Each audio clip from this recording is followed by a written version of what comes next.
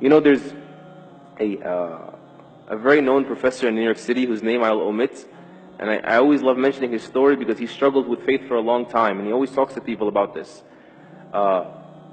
And he was an atheist, and he came back to Islam, and he says, I read a line from Muhammad Iqbal, and it just shut me down. And all my research was finished, and I said, there's no running from this. Muhammad Iqbal, rahimahullah, he says, sure, you can deny God, but how do you deny Muhammad? Alayhi salatu wassalam.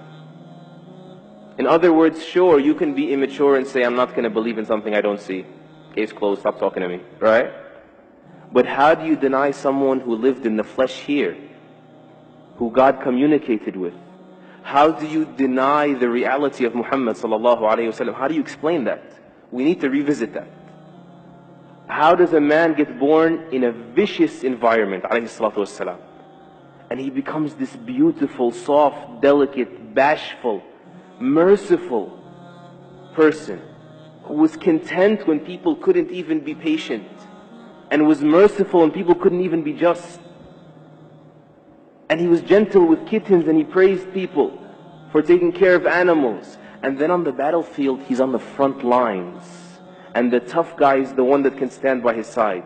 Or the brave person, more respectfully, because these are the Sahaba. Right? Al-Bara and Ali, they say the tough one is someone that could come near him. He's on the front lines, alayhi salatu wassalam.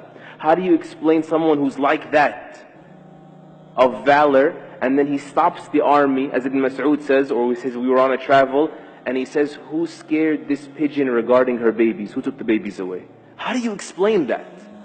How do you explain the only person in human history that has ever removed racism from society successfully?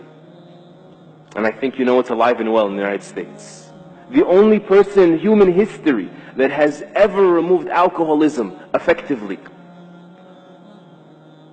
that has suffocated the institution of slavery until it dwindled and people benefited from their freedoms and enjoyed them. How do you explain that he, alayhi salatu wasalam, becomes the most influential figure in human history? Alayhi salatu wasalam. How do you explain that? We need to come back and find shelter in these things. There's only one explanation.